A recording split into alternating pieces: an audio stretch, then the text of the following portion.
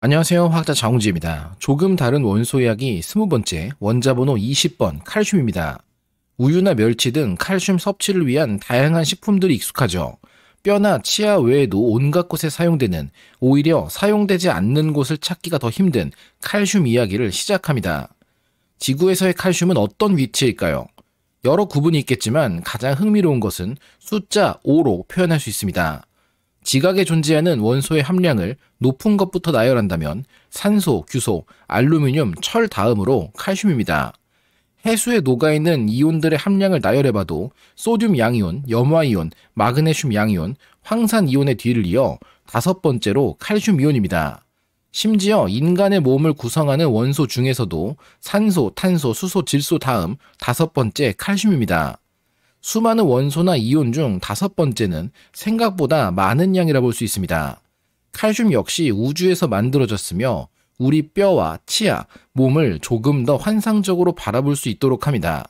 칼슘의 특별한 생성이 관찰된 곳은 사자자리 꼬리 부분의 베타성인 데네볼라와 처녀자리 엡실론성이자 포도를 수확하는 자라는 의미의 빈데미아트릭스라는 별, 그리고 머리털 자리 알파성이자 쌍성인 알파 코마 베네리스의 중앙 부분에 위치한 메시어 100 은하에서입니다.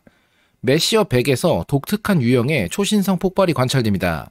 허블 우주망원경으로 촬영한 폭발 사진과 고해상도 메시어 100 사진을 겹쳐 보이는 SN2019 EHK의 이미지도 매력적이지만 폭발에서 일어난 일과 발생하는 원소들을 분석하면 더욱 신기한 모습이 드러납니다.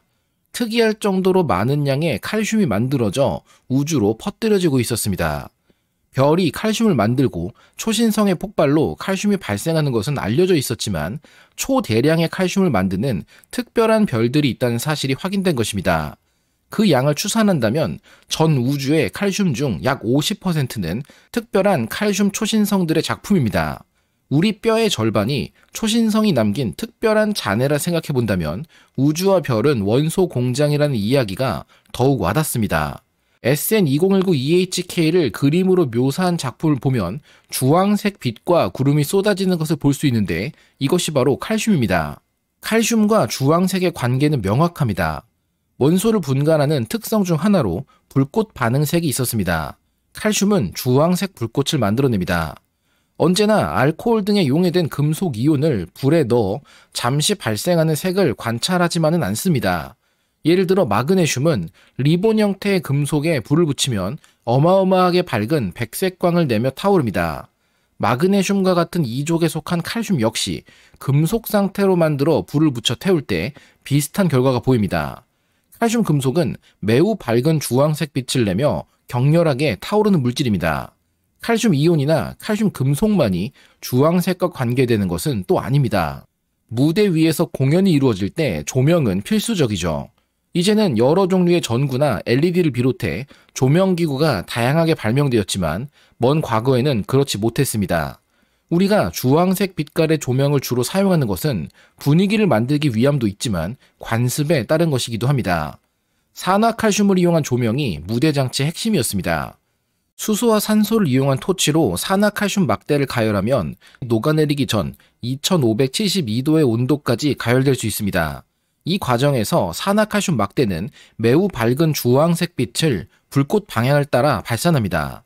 물질이 연소되며 만드는 빛이 아닌 고온으로 달궈진 물질이 빛을 내는 백열광 현상, 그리고 고온에서의 화학 반응이 동반된 백열 발광 현상이 뒤섞인 형태입니다. 생석회인 산화칼슘을 이용해 만들어지는 빛이기 때문에 영어 명칭으로는 라임라이트라 불리게 됩니다. 이제는 전기 조명으로 모두 대체되었지만 무대 위에서 매우 밝은 핀포인트 조명이 쏟아져 내려오는 인물에게 각광받는다라는 표현을 사용하는 것은 모두 칼슘에서 시작된 이야기입니다. 본격적인 칼슘의 발견입니다. 칼슘이 함유된 물질의 형태는 다양하지만 이족, 알칼리, 토금속이라는 구분에 속하는 것처럼 가장 근본적인 형태는 금속입니다. 금속 칼슘은 앞서 라임라이트의 재료이기도 했던 산화칼슘에서 추출됩니다.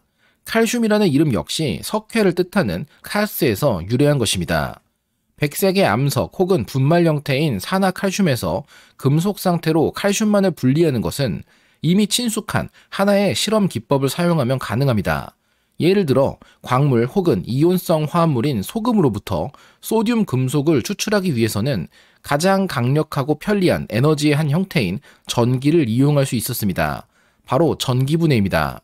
산화칼슘의 전기분해를 이용해 금속 칼슘으로 얻을 수 있다면 이와 같은 작업의 스페셜리스트는 당연 험프리 데이비경이겠죠. 데이비경과 볼타 전지 이야기를 포타슘에서 소개한 적이 있습니다. 전지의 직렬 연결로 더욱 높은 전압을 만들 수 있듯 볼타 전지 역시 금속판을 여러 개 연결하며 전기분해 능력을 강하게 만들 수 있습니다. 그렇다면 볼타 전지와 전기화학의 가능성에 주목한 것은 데이비경 뿐이었을까요? 1808년 데이비경이 최초로 칼슘을 분리하는 데 성공하지만 당시 다른 화학자였던 마그누스 폰팅과 옌스 야코브 베르셀리우스가 발견에 근접했었습니다. 그 모든 과정과 데이비경의 성공 이유를 소개한다면 1807년 전기분해의 가능성을 통해 포타슘을 최초로 분리하는 데 성공하며 시작됩니다. 곧이어 소듐의 발견까지 이어지며 전기분해의 가능성에 여러 연구자들이 주목하게 되죠. 1808년 데이비경은 소듐과 포타슘에 적용한 것처럼 석회 슬러리를 전기 환원시키려 했지만 성공하지 못합니다. 당시 베르셀리우스와 폰티는 친한 동료로 함께 데이비경의 전기분해를 다른 방식으로 적용 중이었는데 포타슘에 대해 데이비경의 실험을 재현한 후 석회와 산화수은의 혼합물을 이용해 아말감을 형성하고 새로운 원소가 존재한다는 사실을 찾아냅니다. 베르셀리우스는 데이비경에게 수은 음극을 함께 사용해서 석회로부터 칼슘 아말감을, 중정석에서 바륨 아말감을 성공적으로 얻었다는 편지를 보냅니다. 이 발견의 원인은 데이비경의 전기분해 실험 장비 성능과 베르셀리우스와 폰틴의 장비 성능이 차이났기 때문입니다. 많은 투자로 이미 고성능의 스펙을 구축한 데이비경은 단순한 전기분해를 시도해 실패했지만 성능이 떨어지는 베르셀리우스는 산화수은 음극을 이용해 반응을 개선한 셈입니다. 이후 데이비경은 베르셀리우스의 방식대로 산화수은을 함께 적용해 스트론튬과 마그네슘을 단 한 번만에 분리하는 데 성공하며 곧이어 실패했던 칼슘과 바륨마저 1808년 모두 발견합니다. 그리고 전기분해를 시도하던 또 한 명의 경쟁자가 있었습니다. 토마스 요한 제베크라는 이름이 왠지 익숙한 분도 낯선 분도 있을 한 명의 과학자입니다. 제베크는 화학 분야보다는 제베크 효과로 대표되는 물리학에서 유명한 인물입니다.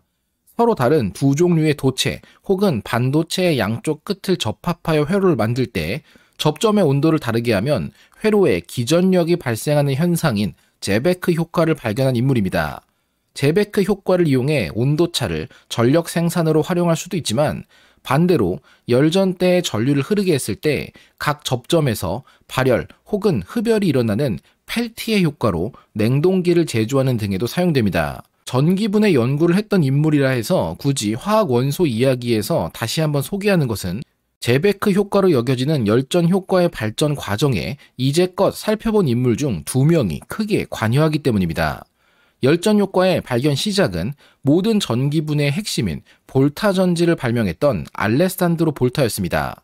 1794년 볼타는 이 현상을 발견하며 이후 알루미늄의 발견자였던 한스 크리스티안 웨르스테드가 1823년 발견을 이어갑니다. 그 과정은 제베크를 통해 완성되며 우리에게 알려지게 되는 것이죠. 칼슘은 베릴륨과 마그네슘을 이어 주기율표의 2족 알칼리 토금속에 속하는 세 번째 원소입니다. 20개의 양성자로 20번의 원자번호를 부여받은 칼슘 역시 중성자 개수에 따라 다양한 동위원소로 구분됩니다.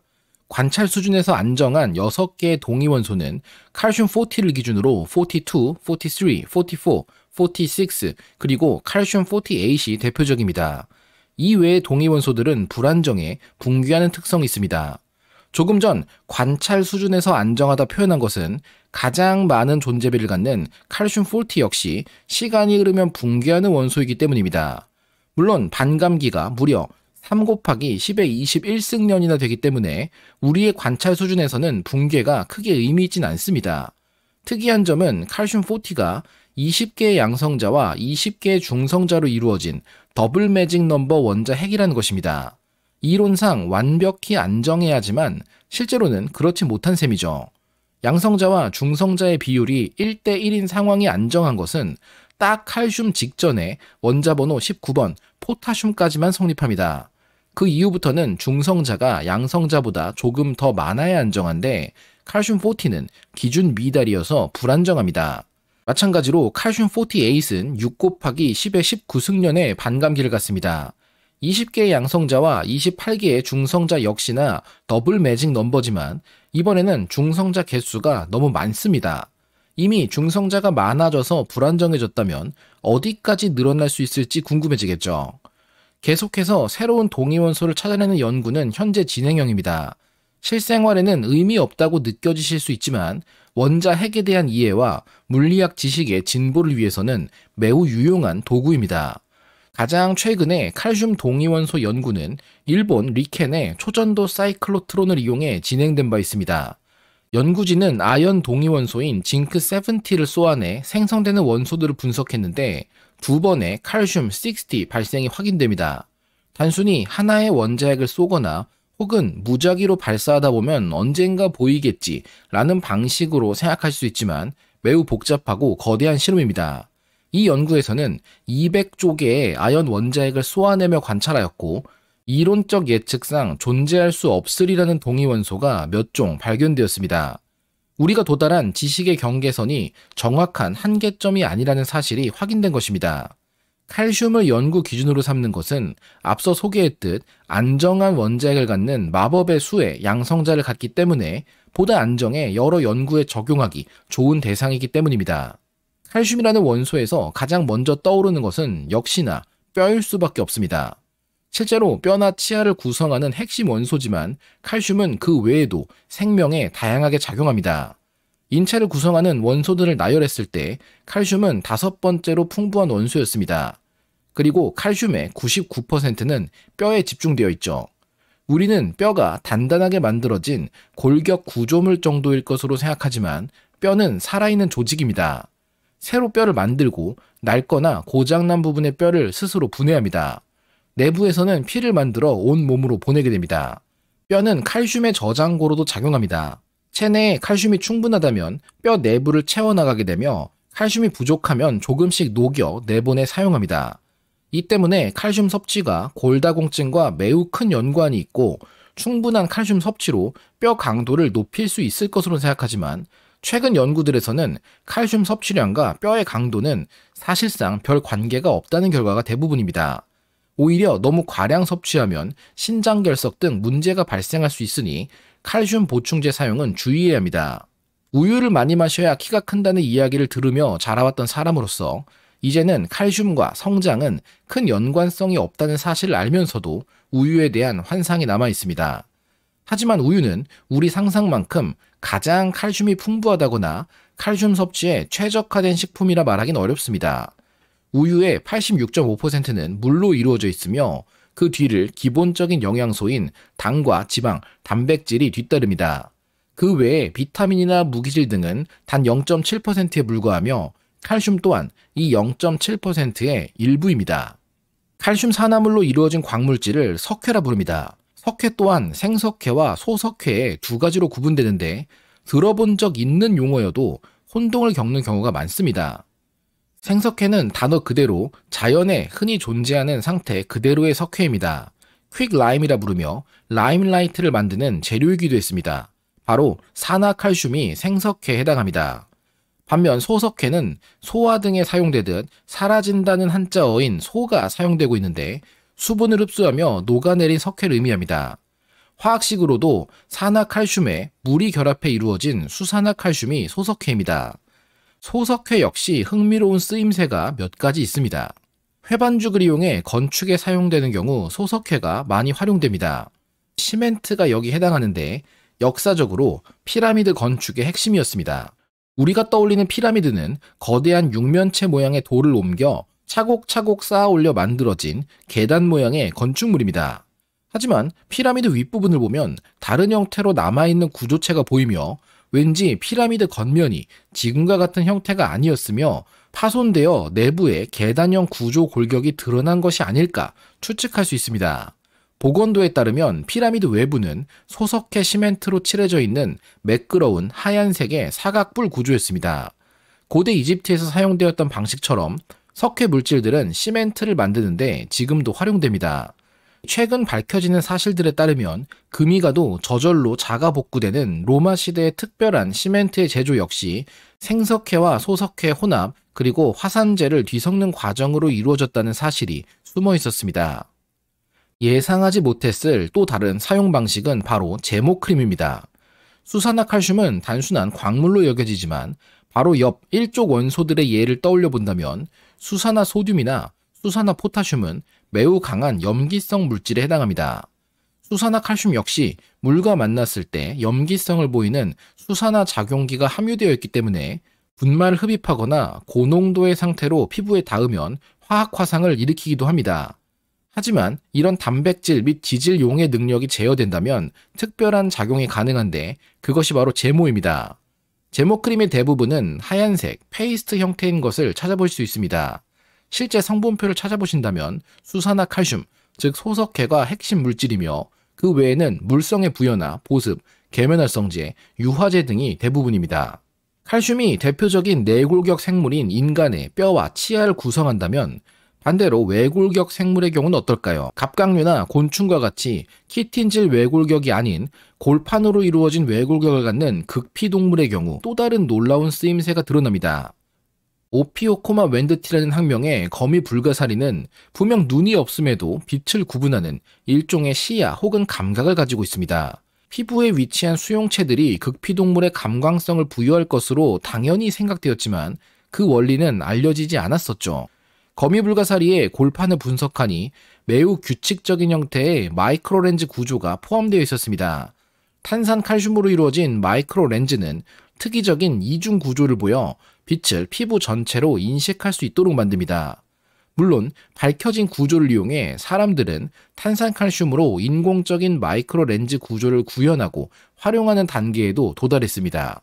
탄산칼슘에 대한 이야기를 조금 더 해보자면 어패류의 껍질을 구성하는 성분이라고도 할 수 있겠죠. 그렇다면 조개 속 진주는 무엇일까요? 진주 역시 탄산칼슘입니다. 특유의 광택과 응집을 위해 조개가 분비하는 유기물인 콘키올린이 단단하게 일부 뒤섞여 만들어졌을 뿐 약 86%가 모두 탄산칼슘이니 조개 껍질과 크게 다를 바 없습니다. 달걀 껍질 역시 대부분 탄산칼슘입니다. 무려 95%가량이며 그 외는 3%가량의 인, 그리고 기타 무기질들입니다. 조개 껍질도, 진주도, 달걀 껍질도 기술적으로는 탄산칼슘인 셈이죠. 광물의 형태로의 탄산칼슘은 방해석으로 구분됩니다. 방해석과 다른 암석이 뒤섞이며 변성되어 만들어진 암석인 대리석 역시 탄산칼슘이 주성분입니다. 이들 모두 산과 닿으면 녹아내리게 되겠죠. 보편적인 탄산칼슘의 활용 방식 중 하나는 분필입니다. 간혹 흙이나 석영 등이 불순물로 함유될 수 있지만 분필은 곱게 갈린 후 뭉쳐진 순수한 탄산칼슘이라 생각해도 무방합니다. 하지만 탄산칼슘이 아주 높은 순도로 결정성 있게 배열된다면 모습이 사뭇 달라집니다. 방해석 결정이 되는데 여기서 주목할 만한 특성은 방해석 결정면 형태에 따라 잎살에는 빛이 두 개로 굴절되는 복굴절 현상입니다. 하나의 선이 두 개로 나뉘어 보이기도 하고 방해석 결정 각도를 회전시키며 관찰할 때 복굴절이 사라지기도 하는 등 광학 현상의 한 예시로 교육과정 중에 직접 접하기도 합니다. 물체를 보는 것 외에도 빛을 직접 사용하여 복굴절을 관찰할 수도 있으며 정밀한 빛의 굴절이나 산란, 회절, 반사 등이 필요한 광학장치에 적용할 수도 있을 것입니다. 그 역사적인 예시는 제2차 세계대전 당시 두 이미지의 분리 정도를 활용해 거리를 추정하는 데 사용되는 장비였던 노르덴 폭탄 조준경 마크 15의 핵심 물질이 방해석 결정이었다는 것에서 찾아볼 수 있습니다. 칼슘이 해수에 풍부하며 다양한 해양 생명체의 골격 등으로 사용되었다면 우리가 생각해 볼 대상이 하나 더 있습니다. 바로 산호입니다. 지구온난화와 해수의 산성화로 인해 산호초가 죽어가며 녹아내리고 있다는 문제는 치명적입니다.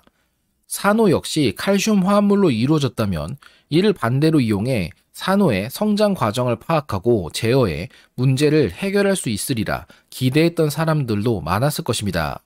산호 역시 탄산칼슘으로 이루어집니다. 이 때문에 산호 추출 칼슘 보충제도 판매되지만 딱히 다를 것은 없습니다. 칼슘이 다 같은 칼슘이죠. 산호가 바닷물에서 칼슘과 탄산이온을 끌어와 암초를 이루는 광물로 융합시키는 화학적 작용의 일부 요소들은 확인되었습니다. 산호는 단백질 및 기타 분자와 함께 칼슘과 탄산이온을 농축하여 석회화 유체로 알려진 슬러리를 만들며 그 함량을 조절함으로써 미네랄이 탄산칼슘으로 결정화되도록 촉진합니다. 그런데 이 과정에 관여한다고 파악되는 많은 유전자는 확인되었지만 광물화 단계에서 실제 역할을 정확히 파악하는 것은 불가능했습니다. 그러던 중 산호에는 왜 말미잘이 붙어 사는가에 대해 반대로 궁금증을 가지고 접근하게 됩니다. 말미잘과 산호는 둘 다 자포동물이며 말미잘이 해수 속 칼슘을 산호에게 공급해 성장하게 만듭니다. 빨간색으로 염색된 부분은 말미잘이 칼슘을 농축하는 산호 단백질의 분포이고 하늘색 신호가 칼슘 성분입니다. 다른 생명체들의 공생관계에도 단순히 보호나 영양 공유가 아닌 더 복잡한 원리가 있을지도 모릅니다. 또 다른 생명체와 관련된 칼슘의 위대함은 꿀벌 보호에서 확인되었습니다. 꿀벌의 중요성은 모두가 공감하지만 기후변화와 살충제의 살포로 계속해서 꿀벌이 줄어들고 있다는 위험성이 커지고 있습니다. 그중 파라옥소는 가장 대표적인 살충제인데 이 작용을 방지하기 위한 꿀벌 해독약이 개발되었습니다. 꽃가루와 같은 크기로 탄산칼슘 나노입자와 유기인산 분해효소 응집체를 제조해 꽃에 뿌려두면 꿀벌이 먹게 됩니다. 꿀벌 속에 잔류하며 유입되는 살충제 분자들을 분해해 독성을 없애는 탄산칼슘 해독제입니다. 효과가 지속적으로 관찰되며 말라사이온이라는 다른 종류의 살충제에 대해서도 동일한 방식의 해독 효과가 확인됩니다. 생명체를 구성하는 원소이기 때문에 어느 생물이든 먹어도 별다른 문제가 없어 칼슘은 다양한 방식으로 사용될 수 있습니다. 모든 감각과 동작은 신체와 뇌 사이의 신경신호 전달로 이루어집니다. 그 기본적인 원리는 소듐과 포타슘 이온의 농도에 따라 형성되는 전위 차이에서부터입니다. 특별한 자극이 없는 안정한 상태에서는 휴지 상태로 마이너스 전위가 형성되어 있습니다. 하지만 자극이 발생해 전달할 정보가 생겨나면 세포 외부의 소듐 이온들이 채널을 통해 내부로 유입되며 탈분극으로 점차 전위를 증가시키게 됩니다. 이 작용은 연쇄적으로 이루어지며 이후 재분극과 과분극 순으로 이온들이 뇌 외부로 이동해 다시금 휴지 상태로 되돌아가게 됩니다. 하지만 하나의 신경 끝에서 다른 신경으로 전달되는 순간에는 신경 전달 물질을 통한 화학적 신호 전달이 작용하는데 그 과정에서 칼슘 이온들이 유입되며 정보 전달이 시작됩니다. 결국 칼슘의 유입과 신경세포의 작용 사이의 관계를 이해한다면 인체 작용에 대한 더 많은 정보를 얻을 수 있게 됩니다. 과거에는 칼슘에 직접 결합하는 염료를 이용해 뉴런의 신경 활동을 이미지화했습니다. 하지만 뇌에는 각각 고유한 기능을 가진 수천 개의 세포 유형이 포함되어 있으며 염료는 모든 세포에 의해 비선택적으로 흡수되기 때문에 원하는 정보만을 얻긴 어려웠죠. 최근에는 칼슘과 결합하면 활성화되는 녹색 형광 단백질을 개발해 적용하고 있습니다.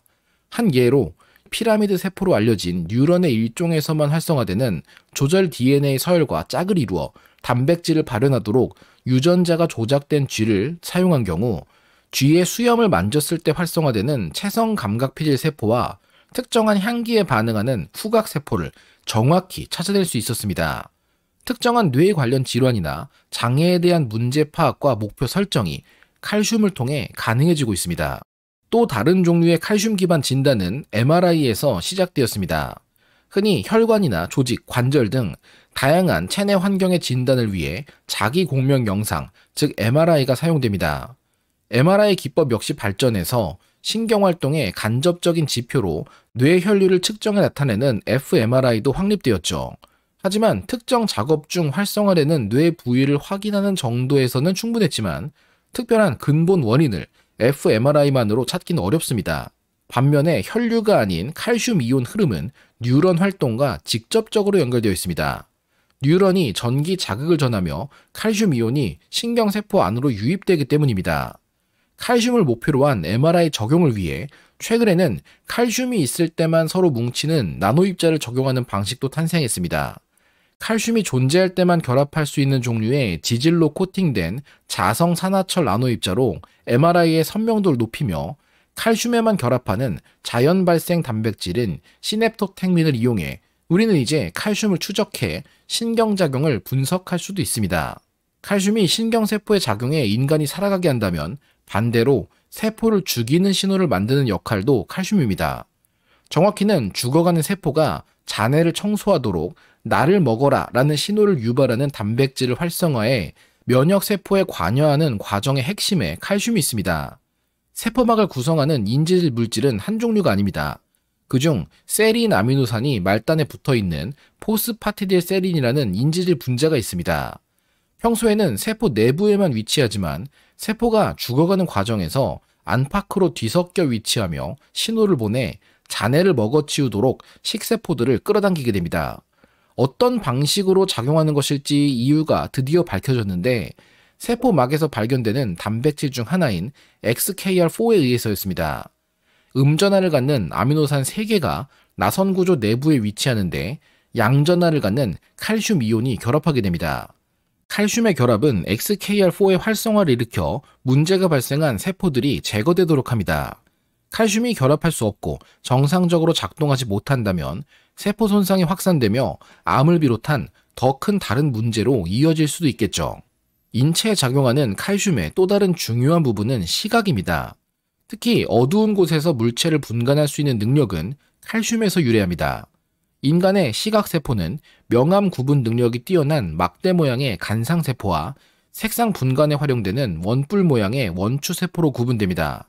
간상세포에는 로놉신이라는 특별한 수용체가 들어있는데 내부에서 시스 이성질 구조의 레티날 분자가 빛을 받아들이며 곧게 펴진 트랜스 이성질 구조로 변화하는 작용이 시각 신호로 전달됩니다. 이후 효소에 의해 원상복귀되며 우리의 시각은 반복적으로 작동할 수 있습니다.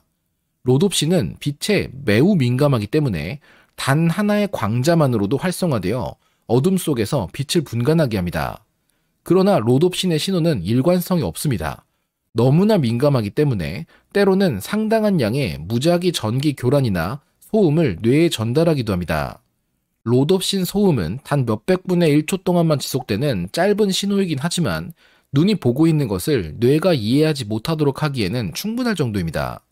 시끄러운 로놉신을 진정시키는 핵심 화학물질이 바로 칼슘입니다.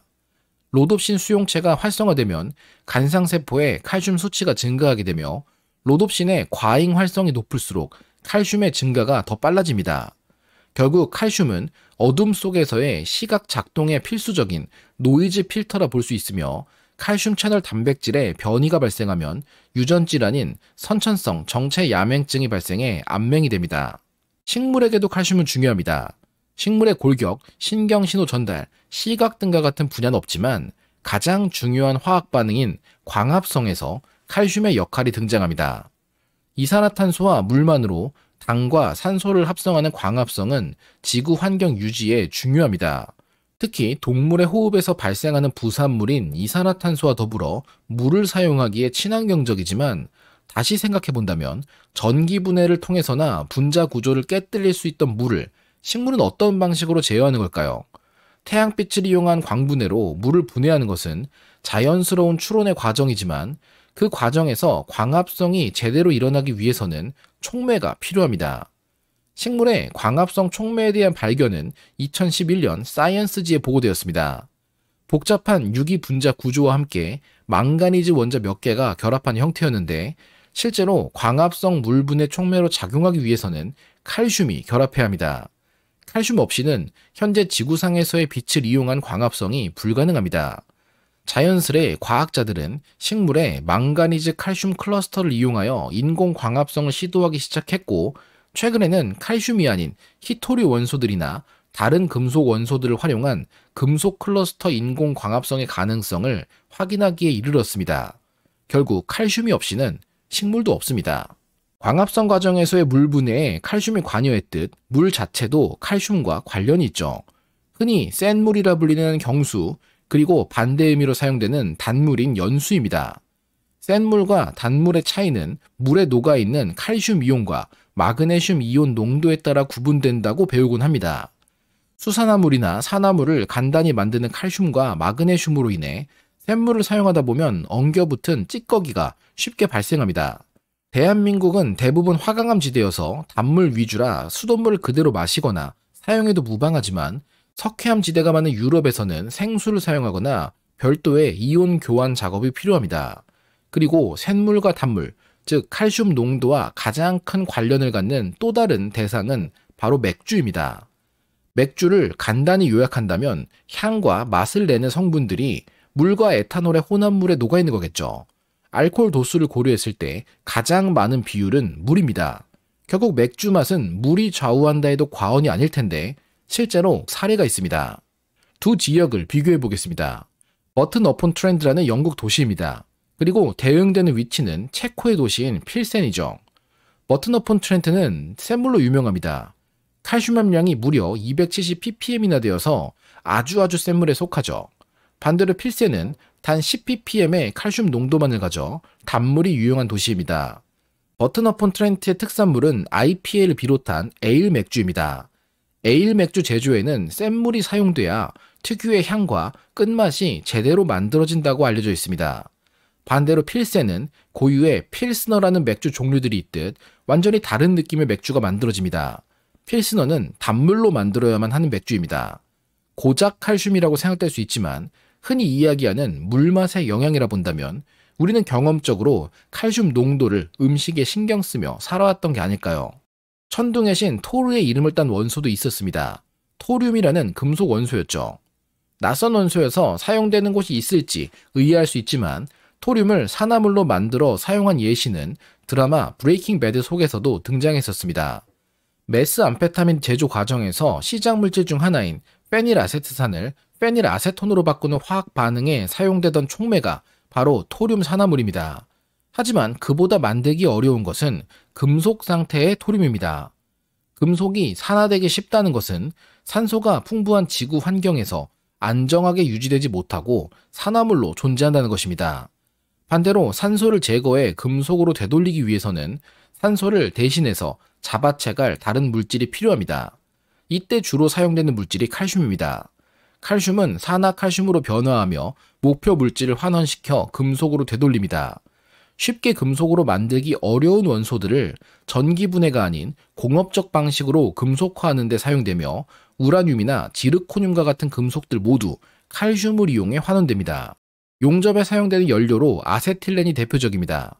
두 개의 탄소와 두 개의 수소만으로 이루어진 탄소 3중결합 화합물로 화학 공부하는 과정에서는 자주 등장합니다.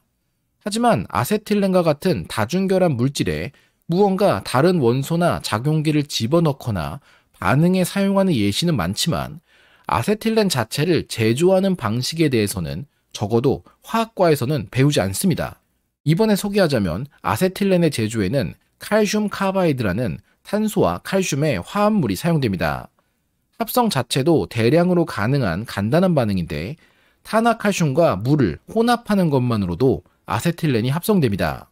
현재도 사용되는 방식이며 칼슘은 그 자체로도 유용하지만 다른 물질을 만드는 재료로도 온갖 방식으로 사용되는 원소입니다. 결론입니다. 칼슘은 초신성에서 만들어져 온 우주에 퍼뜨려진 원소이자 인체를 구성하는 금속 원소 중 가장 많은 원소입니다. 우리 뼈의 절반이 초신성 폭발의 흔적이라 생각한다면 조금 더 낭만적이죠.